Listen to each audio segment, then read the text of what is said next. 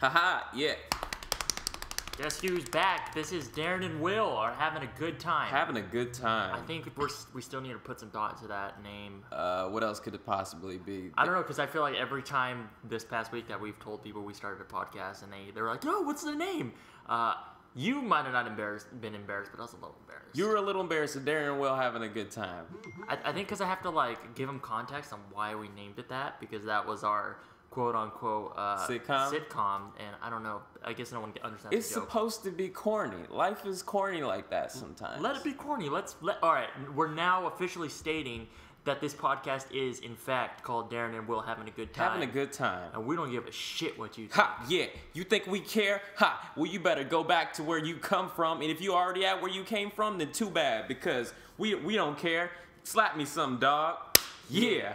For the people that are only listening, which is everybody, we did some daps. We did some daps. That's what you do in the first 5 minutes in your music video, if it's a ghetto music video. Oh, you need to talk about that. How Will was in a music video. Well, you could tell us probably better because you.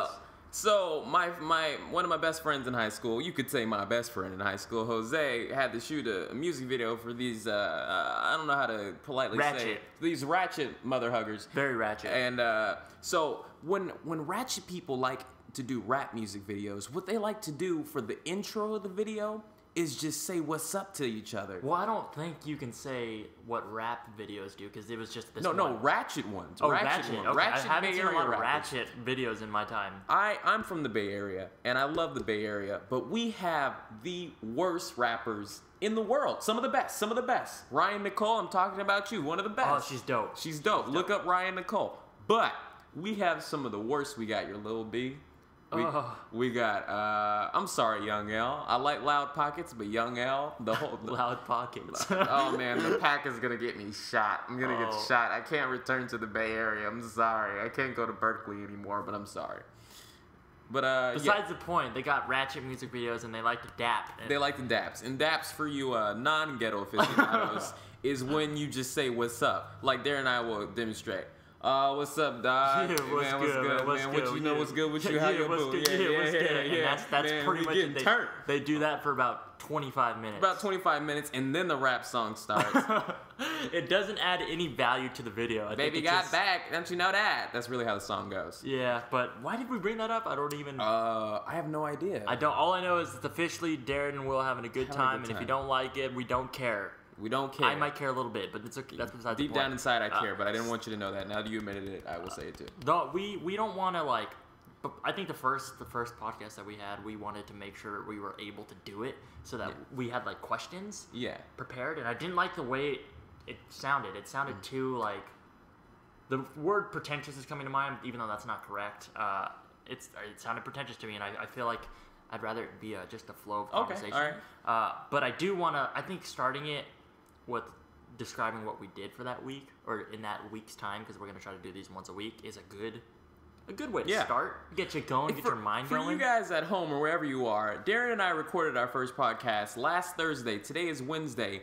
We have not really even spoken about doing the podcast until moments ago. Yeah, literally, anytime we do a podcast, we are sitting on our couch talking or whatever. I just got home from work. Yeah. And I'm like, want a podcast? Okay, sure. All right, sure. And that's how it happened. The first podcast, how it started was, I came home from school, and Daren was here at work, or came home from work, and I was sitting on the couch, and Daren was like, hey, I like podcasts. I was like, yeah, I like podcasts too. He was like, we should do one. I like podcasts. I like podcasts. You like podcasts? I like podcasts. Hey, yo, bro, let's dap. Man, what's good with your boo? Let's get turned. And literally 15 minutes later, we started recording the podcast. That's how life happens. And now we're talking about the podcast we should skip that, and we should talk about what we did in the week. So, what had, try to go into detail. Well, I went through a metamorphosis this week. On Saturday, I filmed a video about my depression that no one will ever get to see because I lost my memory card. But since then, my depression has metamorphosized, and now I'm a new person. I am much happier. Daren, can you tell? Oh, I can tell, because usually when I come home, it's just frowns for days. Frowns for days, literally days. You were smiling when I came home. I was not too. We'll come back to what you did this week, but when I was driving home after I got off of work, I like rolled my window down and turned up music like I normally do. But like I kind of just like I actually said to myself, I was like, man, I'm happy right now. I put my hand out the window and I was like, yeah, I feel good. I don't know why. I feel happy today. I do that all the time too. Not all the time, obviously. You're just not in a car. You're in a bus. I'm on a bus because I'm a poor person. But whenever I do leave my depression for these few moments, I take it to myself and say, I'm happy. Usually, this is going to sound weird, but usually when that happened was when, during the summer, when I was walking to your house. I remember it happened a couple of times. I can count on one hand the amount of times in the past maybe year that I felt genuinely happy. I remember I was walking to your house and I was like, I'm happy. And then usually it stays for like a few hours. But when you're a depressed person, it usually goes away when somebody, speaks. And yeah, I was talking to Sam, which again, if you don't know Sam, he's a mutual friend of ours that works with us.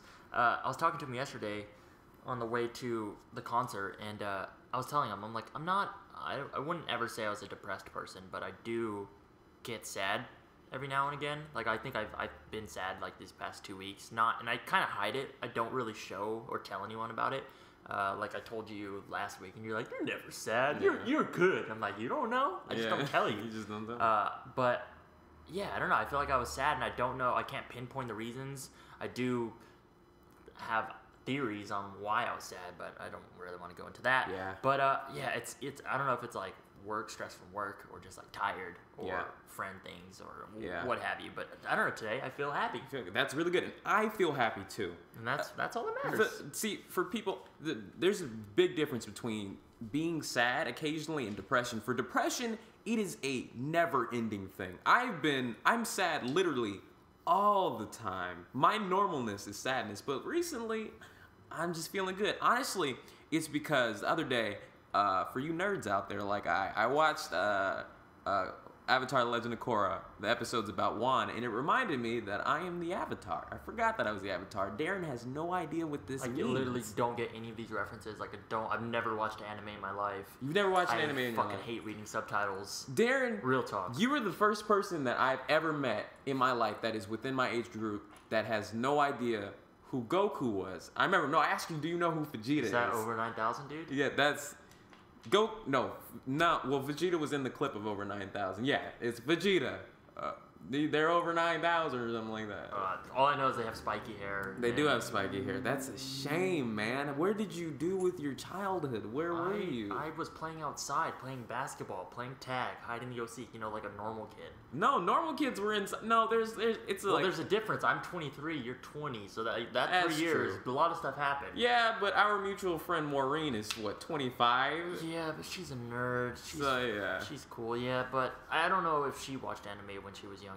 It might have been like as she grew up. She got into it later? Yeah, she became a nerd. She became a nerd. Yeah. So. I was talking to our mutual friend Mark about how nerdy. I hate Mark. I hate Mark too. I love Mark. I hate Mark. I was talking to him about how nerdiness is becoming exclusive. Have you noticed that? Like, being a nerd is cool now. Oh yeah, definitely. Like back when I was in high school, it was not a good thing. It was not a good thing. It was not a good thing. Picked on, but now it's kind of like a hipster thing. It is. It's like hipsters and nerds are slightly merging together and having a weird baby. And yeah, we are kind of like baby. That's this new generation after mine. When I started becoming a nerd back in early 2000s, when I first started becoming a nerd. When I was born a nerd. I came out the womb. Let's be real. I came out the womb watching anime, and it was not a cool thing. But now it is a cool thing. And like, what is it that people don't want to be now? Is it a hipster? Like, what would be an insult? You nerd, you geek. What is it now? I don't know, because when I was in school, an insult was like, oh, you're an emo. Oh my gosh, I'm sorry. I thought that to myself today. I was on the bus, and I'm sorry to all those emos out there, but the emo culture, I don't understand, and I just saw this emo girl on the bus, and I'm like, why? I wouldn't say I was an emo kid. I was what you call a scene kid. Which is like the emo kid, but the not as dark. Yeah. And the same like hairstyle and everything, but bright colors as opposed to just black. Yeah, that's exactly what it is. And I had it. I had the long hair, fucking down to my shoulders. I loved girls with a weird choppy hair that kind of looked like boys, but you weren't sure if they were girls type of thing. Yeah. Oh. Every now and then, I will. For some reason, that scene kids are still around. I will see a scene girl, and it will like make me nostalgic, and if she's of age, and I'll be like, oh, she's kind of attractive, and I'm like, no, what am I? No, she has a rat tail, and she has weird like stripes in her hair. No, not for me. I'm not 16 anymore. The one I saw on the bus today, I don't mean to be talking like the one, but she had like, I have dark circles around my eyes because I'm a depressed person and I'm poor and I can't afford healthy food. And I was just like, man, I think she drew, like with makeup, the dark circles around her eyes to look more emo. I'm sorry to people in the emo culture. Just be happy, you know? Read a book. And I know it's not easy to just be like, you know what, I'm going to be happy today, but like, you know, don't be, I mean, I don't want to tell you how to be, but like, why celebrate what's dark in the world? Celebrate what's beautiful. Actually, what do I know? I know nothing about the emo culture. You guys we're just happy for today, so we're trying to give you advice. If this was any other day within the past 20 years of my life, I'd tell you, go ahead and be that. Be sad. Be sad. Sadness will feed you. You will become stronger. Or something like that. I watched a lot of anime. So next week's podcast, we'll be on the same page. I'll be on the same page. Back to emo self. Emo self, and I will freaking tear it up. You ever think about growing your hair out and covering one of your eyes? Never ever. Emo look? Never ever. Don't have that type of hair. It might look good on you though. No. You can straighten out, because what happens when you grow your hair long? Fro? It would become a fro, I guess. You can straighten that. You guys at home will not know, but everybody in my real life knows that my hair, people are always like, oh, you have no hair, but I do. And after every 11 days, my hair becomes unmanageable, and it hurts me on the inside. Oh yeah, and side note, if you are listening to this podcast right now because you are a fan of Will's YouTube channel, he will not film a YouTube video if he doesn't get a haircut. I will not. That might be the most anal thing he is. Yes. Like, if his hair, and to me, I can't tell, but to him, it looks god awful. It will look horrible. I just watched a video of mine today, and I'm like, why did I film a video? Something about his hairline but they look, and he shows me pictures, shows me a picture when it looks good, and then he says, now look at my hair now, and to me, it looks exactly the same. I think it's like, I don't like when people say, oh, I have OCD, but I have every OCD very mildly. And the strongest of them is my hair. If I don't feel good as a person when my hair doesn't look the way I want it to. Daren, you just put on a hat. Well, I put on a hat, one, because I'm lazy. I wake up in the morning and I want to shower. Like, what up? I got a big... Oh. Exactly. But I'd rather not wear a hat, but then I have to get haircuts. Like, I would have to get a haircut pretty much as often as you do. Because my hair grows fast. Can we just say the cost of a haircut in this town is too dang high? It's ridiculous. It's ridiculous if you ask me. All right, so we always tangent. What did you do this past week? Oh, this week, you know, pimping ain't easy. I'm just saying, but you know, you've been on that. I don't know if you want to publicly say that. Oh, we'll talk about that when Bowman gets here. Okay. We'll talk about that when Bowman gets here. What did I do this week? What did you do this week? This past weekend I went to Vegas, which we haven't even really talked about. No. I briefly told you yesterday, but I came home on Sunday night and you're like, Daren, are you depressed? You okay? Yeah. How are you emotionally, Daren? Yeah. I was like, man, I'm just tired. He put his hand on my shoulder. Yeah, because you can't see that. The drive home from Vegas is 5 hours long. And you guys all went in your car, right? Yeah, so there's 5 dudes in a Scion XB. It's you. Okay. Bo Diddy McNasty, who will be on the show soon. Elliot Morgan, Joe Beretta, right, and Nork, all in your car. Yeah, just a bunch of grown men. It was fun. The drive there was a little better. I drove most of the way, and then Elliot picked up the last shift. But oh my god, we had so much fun. We pretty much just like gambled and did the normal Vegas stuff. But I don't know. It was the first. I've only been to Vegas as an adult twice. The first time was last year, but this time I had a fucking blast. See, my issue, if I live my life the way I want to live my life, I will never step foot in Las Vegas. It is not for me, but for you, it's a playground. See, the weird thing is, Steve Zaragoza doesn't drink, doesn't do anything. Yeah. Very straight edge, always been like that, good man.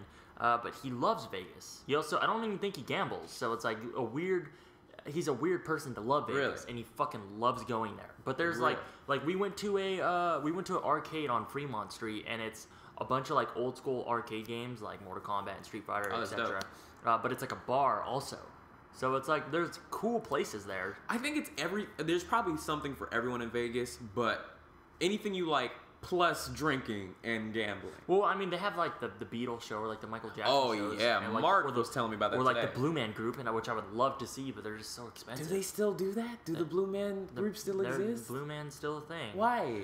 Sam was telling me last night, apparently, I thought the Blue Man Group was just 3 dudes and it's always the same 3 dudes. But he said apparently like you have to like try out and there's like different Blue Man Groups so that you can you can see them anywhere? Yeah, like I guess you can see Blue Man Group in LA, which is weird. I think that's kind of... It should be only 3 dudes. It's like it should be the same 3 what's dudes. What's that band that I listened to all day today because Mark was playing it. We're up all night to get lucky. Daft Punk. Daft Punk. And we were talking about that too. I think, I'm not going to speak for anybody else, but I think that since they wear those helmets, it's not them. You think it's not them? No. Like, yeah, I was watching a music video with them in it. It's like, it could totally not be them. They've designed it to the point to where they don't necessarily have to be at the show. They don't have to show up to anything. As someone who is aspiring to be a musician, going on tour and stuff, to me, that doesn't make sense. I would want to be at every single show. Yeah. Because you built up this audience. You want to like experience that moment with them. Like being on stage is ridiculous. It's almost like they have a secret identity. It's like it's almost like Hannah Montana. Like if you want to be famous but you don't want to be famous sometimes, right. Because the people they're so popular, but Daft Punk could walk into a Walgreens or a CVS. Have they even showed their face? I have no idea. I'm not sure. In that, even if they have, nobody knows. So because I heard them on K-Rock once in the morning. Talking. Yeah, and like they have like crazy accents. French accent? Yeah, I think they're French. They're French, sure. yeah. Are they French? Okay, yeah, they have like crazy accents. Kind of hard to understand them, but I've never seen them. Maybe if you Google it, it might come up. But yeah, I don't know. They've designed it to a way where you don't need to be seen. So you do music. Daren does music. He's a rapper. You can see his stuff at youtube.com/Daren Von Girdner. Mm-hmm. And if you could have your music super popular and be able to have a secret identity, would you? No. You would want to not be able to go to the grocery store. The reason, and that's kind of like it's a weird thing. I haven't put a lot of thought into it, but like you take someone like Macklemore, who is all independent, and he just blew up this year. I'm not gonna say can't because he still can, but he can go to a grocery store without getting mobbed. Like, yeah. Everyone. I don't think he'd get mobbed, but yeah, everybody would be. I don't know, man. He plays huge shows. He does play huge shows. He like the amphitheaters that he plays in is just ridiculous. Like Drake would get mobbed. Yeah, Drake would get mobbed. But it's weird because like I see, and this is all I see on Instagram because I follow Macklemore on Instagram. Maybe he's playing festivals or whatnot, but the shows that he's playing, at least the photos, they look bigger than the shows that Drake plays. Oh, really? Yeah. But again, this is just purely off Instagram, so I don't know. This is what he's showing me, but the dude just fucking blew up, and it's crazy. But to answer the question, would I want to? Yeah, would you want to have a secret identity? No, because would you want to be able to take off Daren? You are Daren. Like, would you want to be able to say, you know what, I'm going to be John Smith right now, and just go into public and not? I think like when you're successful like that to that point, like let's take like a Kanye West for example. He can't do any of that stuff. He can't go out. He can't. But he also, and not to like just like say it's amazing to have like this lavish lifestyle, but he can just go on vacation somewhere, some resort that no one, or he can fucking buy out the whole resort for the weekend. He can buy the whole resort. So that's the shitty thing. You can't just go to a mall anymore. But I think that's like the price you pay, because to me, all I really care about and all I look forward to is like playing shows. Playing shows. Okay. Being on stage. I've only done it once at VidCon. That's ironic because I don't know if you guys knew VidCon has 7,000 people, and at the performance there was 2,000 people. Daren's first show was on stage at VidCon in front of over 1,000 people, right? Well, it was 2,000. Over 2,000. Over 2,000 people.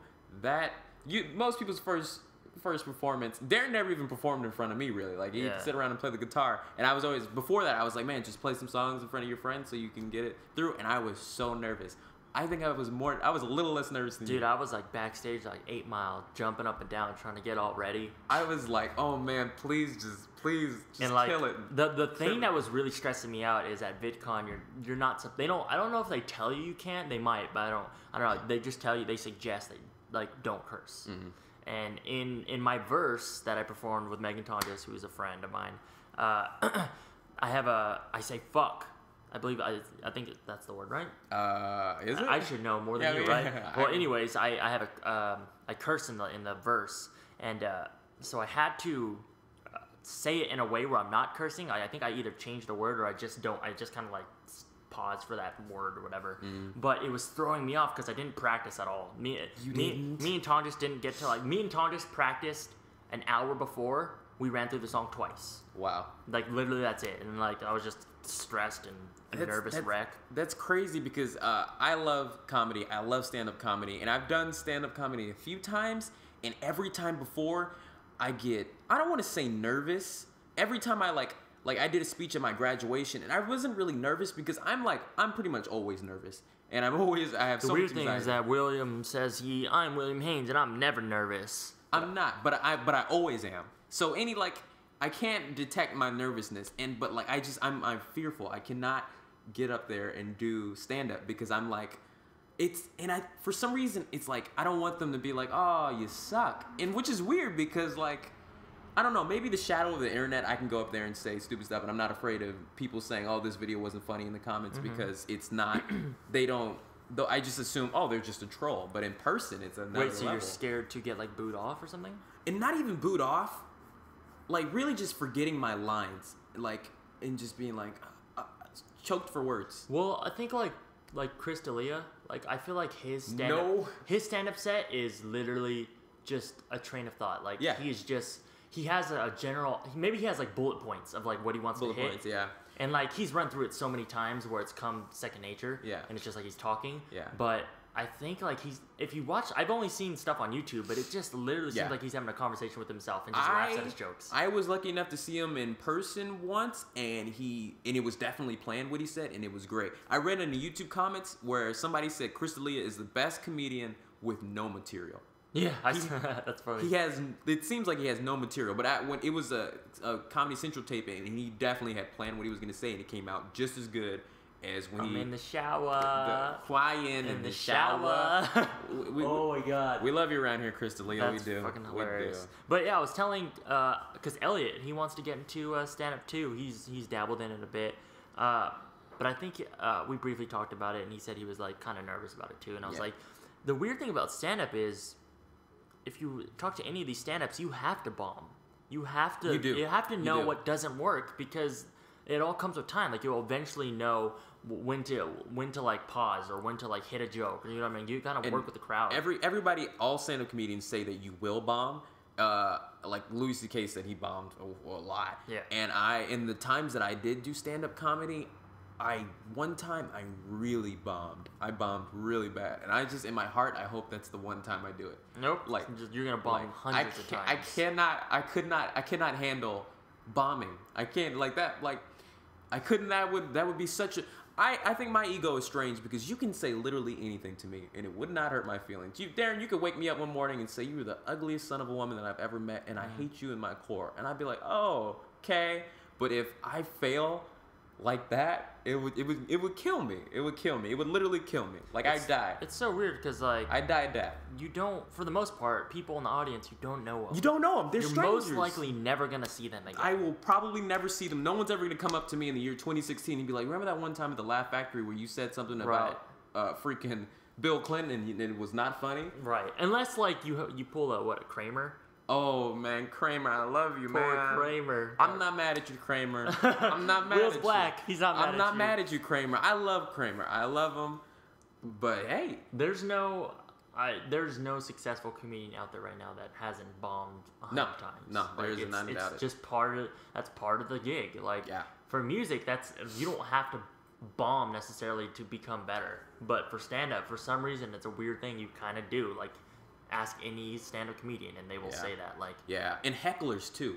I don't know how I would deal with a heckler because I know a lot of comedians, to get back at a heckler, they'll say something insulting to them. Yeah, they kind of attack back. And that's not my shtick. Right. I know I'm not a controversial person. If you yell at me, I'm not gonna yell at you back because that's ignorant. I love how Louis C.K. responds. Oh my gosh, he tears them apart. He's aggressive and he attacks back too, but it's so witty and so fast. It's so good, yeah. It's fucking hilarious. Yeah. I really enjoy Louis C.K. Yeah, he did a clip about that on the show, but I heard a recording of an actual heckler, and he got her.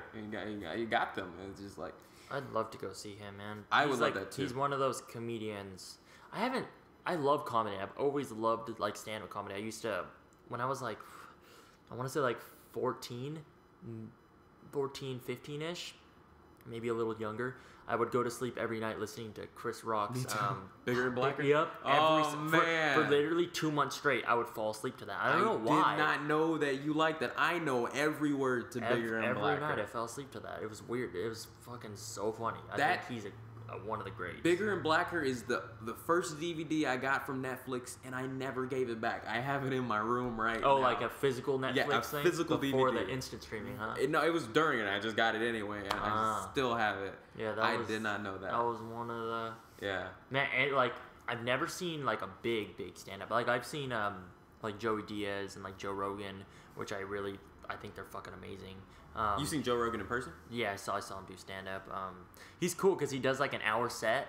Or maybe it's like 45-minute set, and then he does like crowd work? 45 minutes of just like a Q&A. Oh, which is just as funny, and it's awesome. That's great. I've only seen that I know of Chris D'Elia and TJ Miller. Do you know TJ Miller? Yeah, I know TJ Miller. He has good jokes. He's okay. I feel like he's good. I would love to see John Mulaney. You don't know a lot about. I don't know. Elliot always talks about him too. Like I think that's Elliot's favorite comedian. John Mulaney is killing the comedy game right now. Really? Love him. I've heard New in Town a million times, and the top part. If you're at home, if you get some time, listen to the top part. Is that an album? It's an album of his, and it's just very, very good jokes. I need to get at that level of being able to write a joke that is just funny. I also have this fear of mine that I'm sorry, but I think my jokes are great.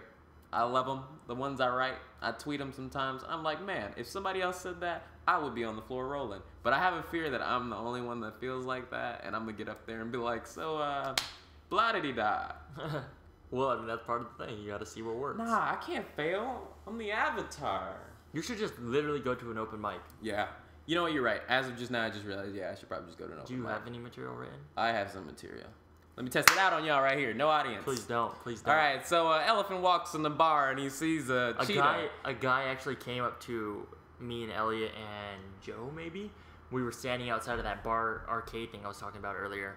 And I don't know if he was homeless or not, but he asked us for money. And he's like, hey guys, all I need is 8 cents for a beer. He's like, if I tell you the funniest joke in the world, will you give me 8 cents? And I was like, dude, we'll give you 8 cents regardless. Yeah. It's 8 cents.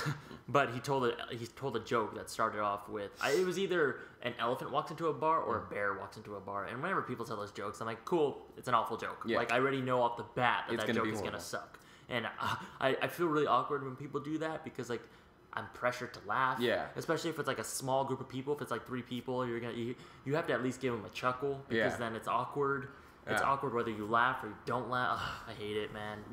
Now that you mentioned that, I just remembered that I have seen Aziz Ansari in person, and I love Aziz Ansari. And the thing about laughing is I saw Aziz Ansari, and I just sat there. I did not laugh a whole bunch. He was hilarious. It was a great set. But I don't know, when I don't feel the pressure to laugh, I won't laugh. I thought his stand-up was great. It was some new stuff that I never heard of. I think it's on the new album. Wait, you saw Aziz live? Yeah, I saw Aziz live. I told you about it. I met him. I remember you told me you met him. Yeah. At UCB, right? Yeah, I was at UCB. He performed stand-up at UCB? Yeah, he performed stand-up there. But oh, wow, I didn't know that. Yeah. Wait, so you're saying it was funny, it was you hilarious. Didn't laugh? I laughed a little bit, but most of the time I was just sitting there because, I don't know, I think as a comedic-like person, I was more studying it. And just sometimes I just don't feel like laughing. It was really great. It was very laugh-worthy. Wait, how was the crowd? The crowd loved it. It loved it. It was some of his best stuff that I've heard. It was very relatable, and I just sat there. But what was the joke? I don't remember the joke. It's fucking awful though. We gave him 8 cents just to clarify. We watched that Aziz, stand-up special on Netflix. Yeah. I don't know if it's a new one, but there's one on Netflix. A new one, and I'm just like, I want to watch it, but then I don't because the last one was just garbage. I'm sure it's way better. What was the one we watched? It was sorry, it wasn't garbage. It just wasn't funny to me. It was his second one. It was. I don't remember us. We laughed maybe twice. Yeah, like it was. The first one is comedy gold. The second one was really hit or miss. I felt like he was like piggybacking off of some of his previous jokes. I feel like that's why he came out with a new one, and he already has written another one that he's doing next year, I think. Because he's a good comedian. The funniest joke I've heard him do was that on Conan when he was like telling the Kanye West story? Oh, he did it in the. That was in the first Kanye album. Oh, that was in the album. Yeah, he just did. We reference Aziz Ansari a lot. Yeah, these beats are dope. Daren and I have a thing where, because Daren makes music and I make YouTube videos, and if I walk in on Daren listening to his own song, I will reference Aziz Ansari's jokes. Or no, see the thing is, there's this big controversy on the internet about Donald Glover, Childish Gambino, and Aziz Ansari have a similar joke. Have you heard it? It's the Kanye West one. In Donald Glover's stand-up. Yeah, Donald Glover's joke is he's like, when you are a music person, your job is different. Like if I worked at a Subway, he's like, I'm sitting in the car and the girl's like, you listen to your own music? And I'm like, yeah. And if I worked at Subway, you wouldn't be like, you make your own sandwiches? And Aziz Ansari has pretty much the same joke with Kanye. I think both are good. I think Aziz came out first. Aziz did come out but first. two, Aziz is funnier. His execution is just better. Yeah, Aziz did do really good on that. And he's talking about Kanye West, hanging out with Kanye West. It's already going to be a better story. Yeah. And that happens a lot too, because I know I have a similar joke with John Mulaney, because the same thing happens to people because people are people. Yeah. And it's just like, not necessarily someone copying one another. Yeah, that's also another weird thing about stand-up. You'll have comedians like calling each other out for like stealing jokes. Except Carlos Mencia, who, oops, did I just call that mother hugger out? But he does steal jokes. Yeah, he does. He 100%. Guys, Bill Cosby is the greatest, one of the greatest men to ever live, and he directly stole verbatim a joke from Bill Cosby. You don't do things like that. Yeah, do not do that. There's like videos on YouTube, exactly showing Bill Cosby's line or whatever, insert stand-up comedian here, yeah. and then Carlos Mencia pretty much practically ripping it off directly. Like, and if you're gonna rip somebody off, make sure it's not Bill Cosby, or change it a little bit. Yeah. Change it a little bit. Try, man, please. Please try a little bit. But yeah, you would never. Stand-up comedian, you could say a joke, whatever the joke is, boom, boom, boom, punchline, and then let's say you steal it, and all of a sudden all the stand-ups hate you. But in music, that's never a thing. Yo, you stole my beat. Yo, you stole my lyric. In rap music, you talked about booties, I talk about booties. Yeah, I know. It's it's not a thing. It's not a thing. But no, actually, it is. It is a thing. Donald Glover, Childish Gambino has a right. Is that? No, Hoodie Allen has a line about it. It's like I never loaned it or something like that. Loaned what? Like a line. The ripping off my flows. I swear I never loaned it. What is he talking about though? I mean, somebody stole one of his. Oh, flows. Dude's ripping off my flows. I swear I never. No, I know the lyric you're talking about. Yeah. What was Hoodie talking about? I don't know. Something dope. Hey, yo, Hoodie, can you confirm it? What are you talking about? Who stole from you, bruh? What are you talking about? What are you talking about? Hoodie's dope though. If Hoodie ever listened to this, I was at your show with Elliot and his lovely wife, a week ago? Yeah. 2 weeks ago? Daren, did you realize the past week of your life has been so much more enjoyable to mine? Daren went to Hoodie Allen show. Here's Will getting sad again. I'm still an Avatar. That's what I'm living off of. Daren went to a Hoodie Allen show, went to a Blink 182 show. I don't know. Don't butcher the order. I went to a Hoodie Allen show. Oh, my bad. Almost got to meet him. But me and Phil, we went up to backstage, and he wasn't there because he was about to perform. You still went backstage? You got in the elevator or something? I got a damn elevator. That shit was dope. I haven't been in the elevator since your apartment, your old apartment. And then Vegas, and then you went to Vegas. And then me and Sam yesterday we went to a Blink 182 show, and it was I was 12 again. I fucking love Blink 182. And whenever I tell anybody that, they kind of laugh or smile, and but that was my childhood band. I only liked Blink 182. I dabbled in Newfound Glory and I dabbled in Sum 41, but it was I couldn't find anyone that compared to Blink. I was trying to think of that too because I was reading that tweet. I was trying to think of what I would have to listen to feel 12 again, or not even listen to, watch to go see. I don't think there's anyone I could go see. I can only imagine how that feels. Were there a lot of I don't know what Blink 182's audience is like. Was there? It's really weird there? Because it's kids who are my age. People who are in their 30, 20s, and then people who are 16. So it's a weird, diverse group. I thought it was gonna be mostly my age because Blink-182, they're still relevant, but not as much as they were in the early 2000s. I heard that they didn't play a lot of their old stuff. They played the Untitled album, which is not their most recent album, but the one prior to that, right before they broke up. Or sorry, they released it and then they broke up. They got back together? Yeah, then they got back together. Oh, wow, that's nice. They played that and then they played 3 or 4 Sorry, I think old songs. The closest I could do would be go to a Linkin Park song, because when I was 12 and I had emotions before I just nixed them, I used to love Linkin Park. Yeah, I think everybody at that time that loved Linkin Park, they were like the most fucking popular band. But 2006 was their day. There's something about Blink, like Tom DeLonge, he is the guitarist of Blink. He was like my idol, and it was weird seeing him last night, like because we got pit tickets somehow. So I was literally... What is a pit ticket? Pit ticket is like when a mosh pit happens, which me and Sam got in a mosh pit was fucking crazy. Oh, great. But I saw one at VidCon. That was crazy. At VidCon? Yeah, there was a mosh pit at VidCon. Oh, for We the Kings or something? No, it was for Watsky, I think they were. Oh, well, that's weird. I'm like, well, come on, guys. Like, we can do better than this. If I was on stage and somebody was making a mosh pit, I'd just be like, I'd call each and every one of them out. I'd say, please stop. You jump in. You'd be like, make them girls go, wait a second. Yeah. You gotta jump in now. For those of you that don't know, Make Them Girls Go Work is a song Daren did with the music video. I am in the music video for a few frames. It's actually called Make Them Girls All Work, not Go Work. Oh, I'm sorry. I'm sorry. If you're gonna pitch it right. I'm sorry. Please show me how I should have pitched it. No, I told you should make them girls all work. Okay. Well, it's a music video. I coincidentally am in. Let's just be real. It's one of the funnest videos of 2013. It's one of the greatest. Actually, it's on every website. People are saying this is the thing that you want to see. Of this year. It went viral. It got 12,000 views. Woo, that's so viral, dude, man. Dude, that's like super viral. You're pretty much killing the rap game right now. Yeah, dude. Like Donald Glover's Facebooking me, Hoodie Allen is tweeting at me. Everybody texting you Drake like, is what's calling me, and I'm like, no, Drake. Yeah, Drizzy Drake, no new friends.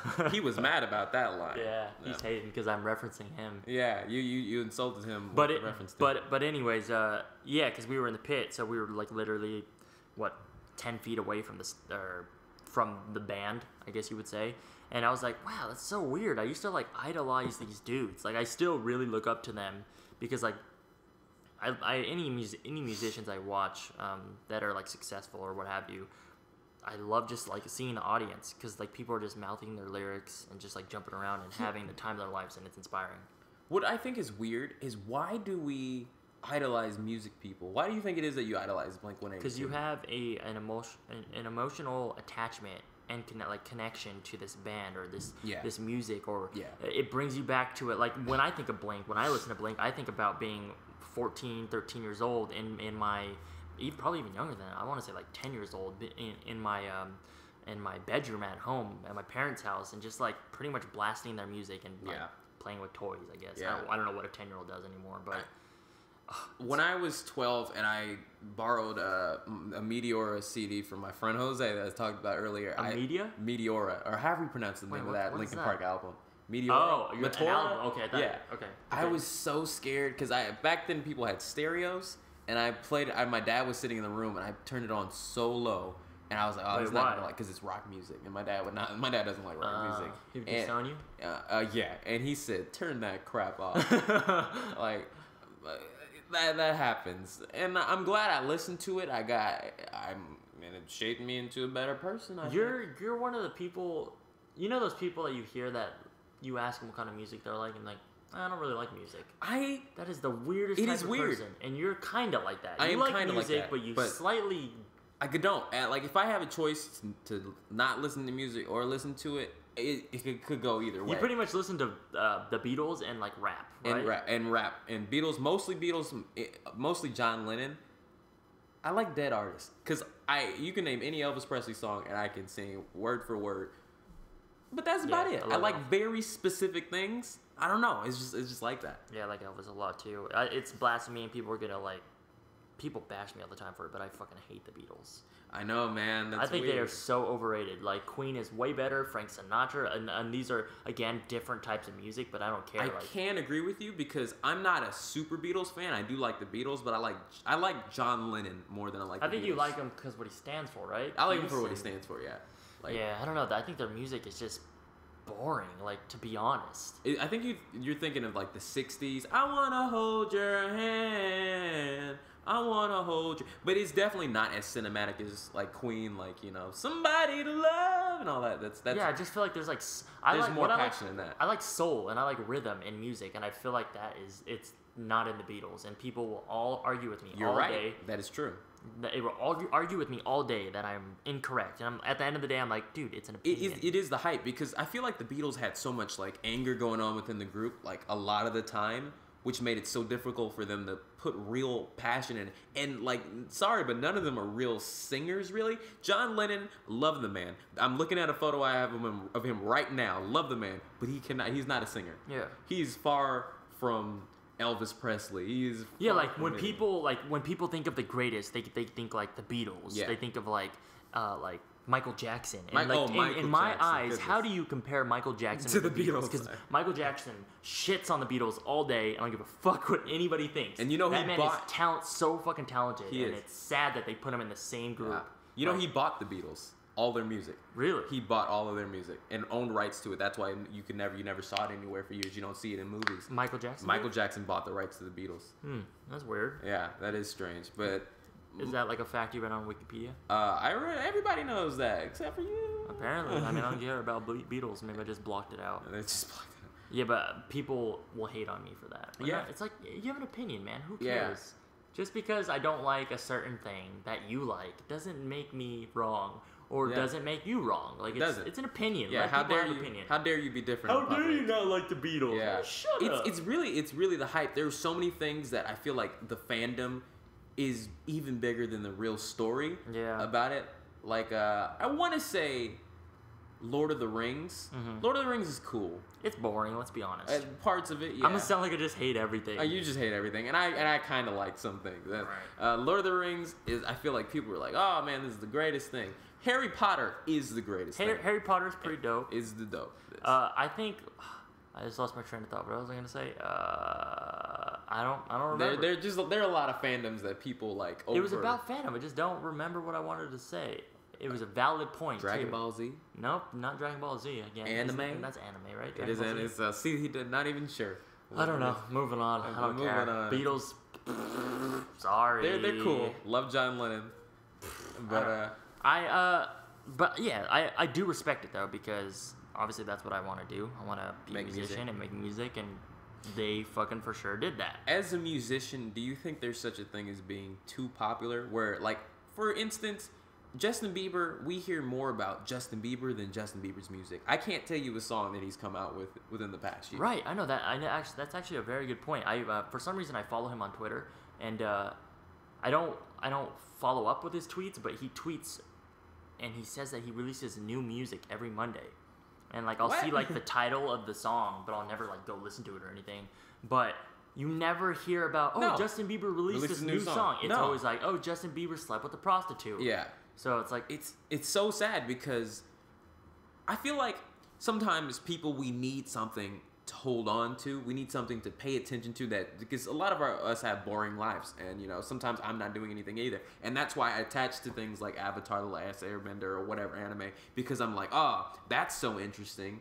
Why don't I just pay attention to that all the time and think about that all the time? And I feel like a lot of people do that with Justin Bieber. It's not so much about how good of a song Baby is. It's about Justin Bieber has an interesting life. I'm going to defend him because it's something to talk about. What do you think a normal day for Justin Bieber is? Normal day is this. A normal day. Wake up, 10 o'clock, maybe 11. Oh, man, all his homies are at the place. He's like, or his assistant. He's like, yo, I'm hungry. What y'all want? They go to freaking fancy Denny's, whatever rich people go to that's like Denny's. What is the fancy equivalent to Denny's? IHOP. That's what a poor person thinks. It's like a brunch place. It's like a brunch place. Like Justin Bieber gets brunch. He probably lives in LA. He probably goes over there. Yeah, I think he lives in Calabasas. He probably, goes on the internet, reads tweets for like 2 or 3 hours. Do people who have fucking 13 million followers read their mentions? Because a lot of it's spam. A lot of it's, oh my god, sleep with me. Yeah. Like a lot of it's just a bunch of bullshit. Yeah. They don't actually see the actual real. Maybe they do. Who knows? Maybe I've been on Justin Bieber's Twitter before. I believe he does retweet people, right? Does he? Yeah. I don't know. So he probably, like, every once in a while he'll find a diamond in the rough and he'll be like, oh, okay, retweet. If I was super famous like that, I would favorite people's tweets, because that would make their lives, some people. If freaking Louis C.K. favorited one of my tweets, if Bill Cosby favorited one of my tweets, I would die. Yeah, that'd be kind of cool. I would screen cap that and print it out and frame it in my room. So you think that he goes to go eat with all the homies? Go eat with all the homies. Come back. Go on Twitter. Take some Instagram pics. It can't be that easy. What else he got to do? He's got to have meetings with sponsor. Nah, I think he has people that go to meetings for him, and they say, "Oh, Justin, you're gonna do this now," and he's like, "Oh, all right." Or maybe he honestly. How much am I gonna get paid for that? He honestly lives in the studio. Maybe he does. Maybe he spends a lot of time making music. He has to spend a lot of time making music. I always thought that his life was cool because his life is dedicated to bettering himself. He can spend his life. All he has to do is become a better musician, and have fun. That's the life. Maybe that's why they do, go crazy or get on a bunch of crazy drugs because they have so much free time and what would you do? And they can't just you can't connect with people. You can't make new friends. He literally can't just go to a park and just sit there and relax and quiet without someone trying to sneak a picture of him. Yeah, man, that's just too much fame. So I don't there is want such that. a thing as too much fame. I do not. I couldn't handle it because I'm an introverted person and I like people talking to me and I enjoy talking to strangers, but sometimes I just enjoy being in public, but alone. I like observing things. They call it people watching, but I'm not creepy. Mm-hmm. And, not that much. But, and yeah, I would like to be able to sit somewhere and just, Barnes & Nobles is the place to be. Yeah. It's beautiful. And I agree, because I see both sides, because one, I don't do it that very often, but when I do, I really enjoy it. I like talking to, random strangers about nothing. Literally just, a nice, innocent conversation. But on the flip side, if you're Justin Bieber, it's not a innocent, normal conversation. It's oh my God, you're Justin Bieber. Can I have a photo? Can I have your signature? Oh my God. And then there's those people that think that, I want to make a lasting impression. I'm going to say something insulting to them, jokingly. But it's not funny. There's so many people that are not funny and don't realize it, like me.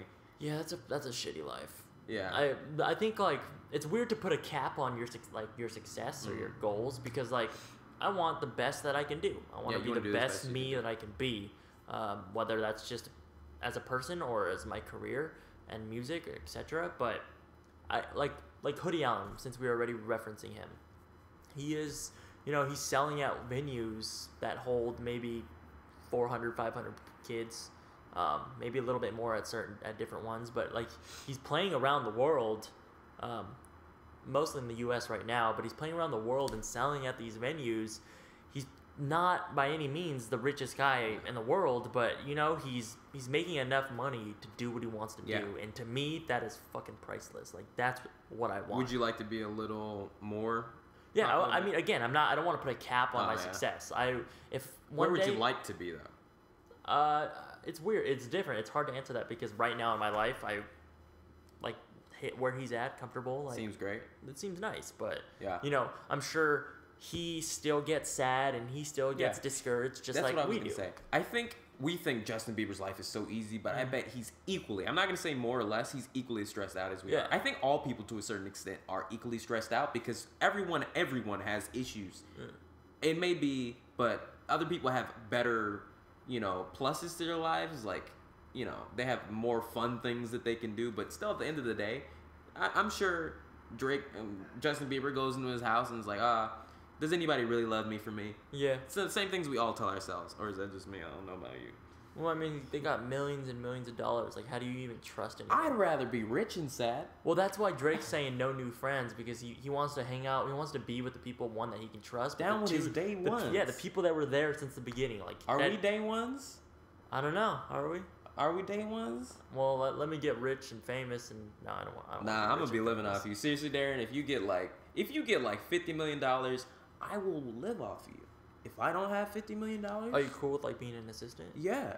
If you wake up and you're get me a gosh darn grapefruit, I'm gonna get you a grapefruit, bruh. All right, cool. I think we had this conversation. Maybe a year ago. Yeah. You were like, nah.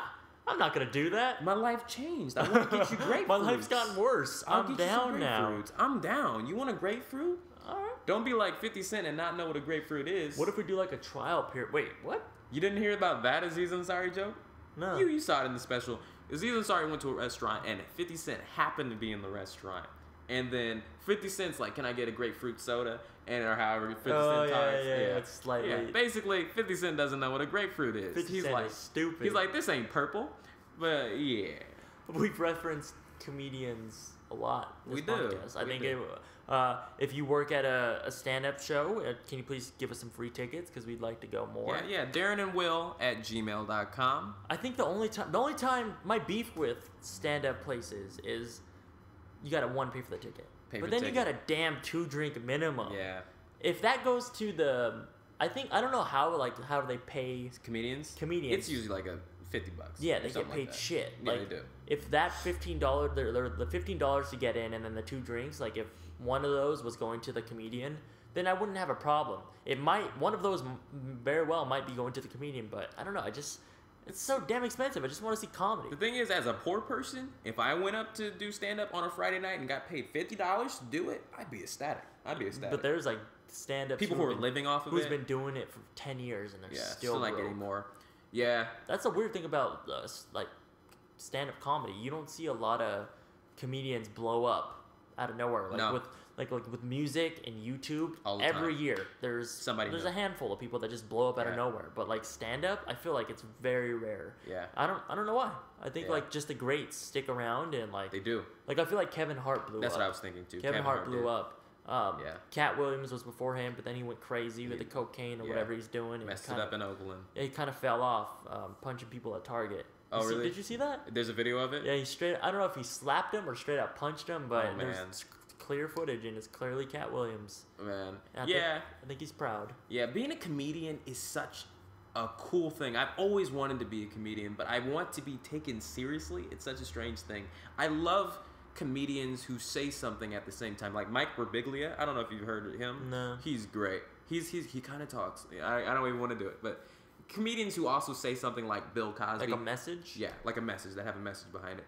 Bill Cosby has a message behind it. And Bill Cosby gets in trouble for that too because he actually says things and people don't like it. I love it. Bill Cosby could tell me I'm stupid. Well, I think if you have a message behind anything you do, that's when it's better. Yeah, that's when it's better. That's why there's a difference between Drake and 2 Chainz. Yeah, that's what we talked about. So why people like Drake more than they like 2 Chainz is because at the end of the day, Drake will say, Drake isn't like my life is the greatest. Drake will be a little bit more human and say. And to be clear, like people who only listen to Drake in his hit songs on the radio, those songs he's more like, party this, party that. But like if you listen to his album, he's very vulnerable and he like actually tells stories. Yeah. When in any creative medium, I feel like if someone shows vulnerability, they're much more relatable, and that's just what makes a person, what makes you like them better. That's why I love when Michael Cera plays a character, because he plays the most vulnerable characters, and it's so relatable. Wait, you think he plays a vulnerable character? Yeah. Have you seen Scott Pilgrim? You haven't seen Scott Pilgrim. No, of course I've seen Scott Pilgrim. Yeah, he's like,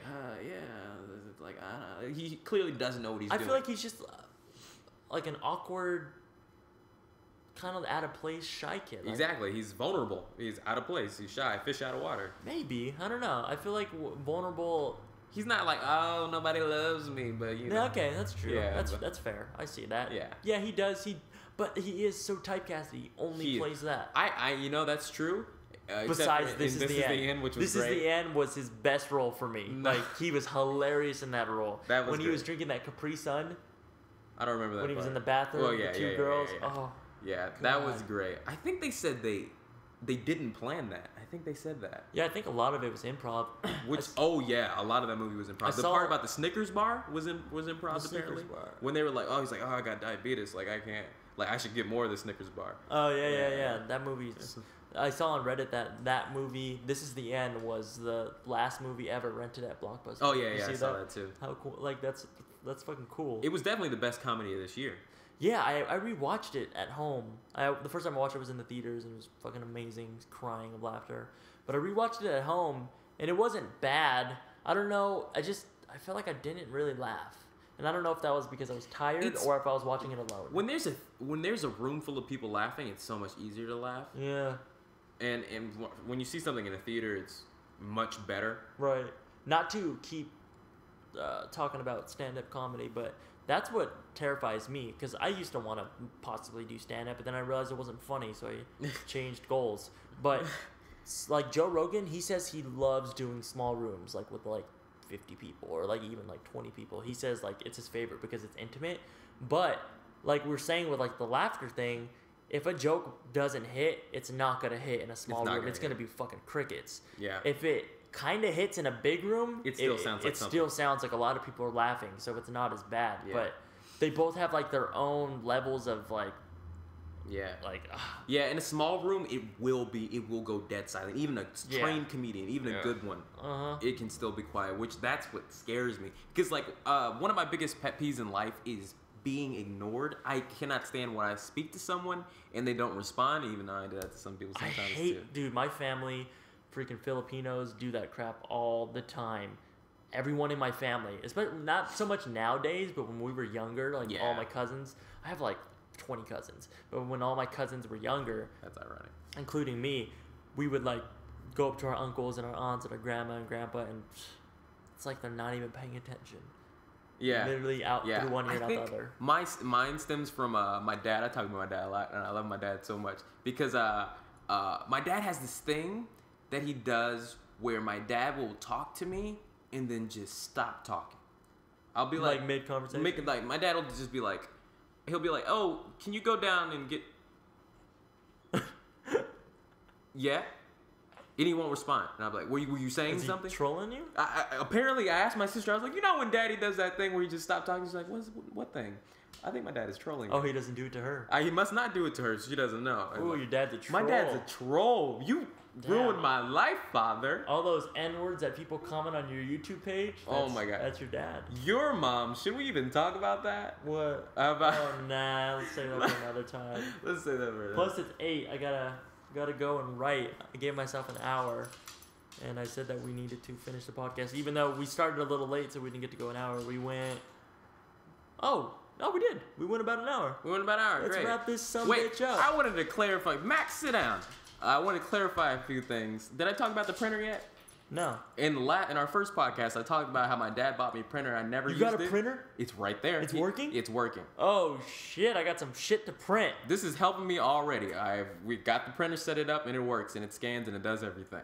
Yeah. 2, in the last video, Daren talked about how I was really sad at VidCon, and I said that I was sad because somebody I wanted to be with didn't want to be with me. That sounds like I was forcing someone to have sexual relations with me, and that is not what happened. I would like to clarify. Wait, did that somebody possibly hear it, you think? No, I doubt it. I mean, they don't care about me. I don't think, why would they do that? And on that note, let's end this damn podcast. Nah, man, I got some stuff to complain about. Let's end this damn podcast. I think that everybody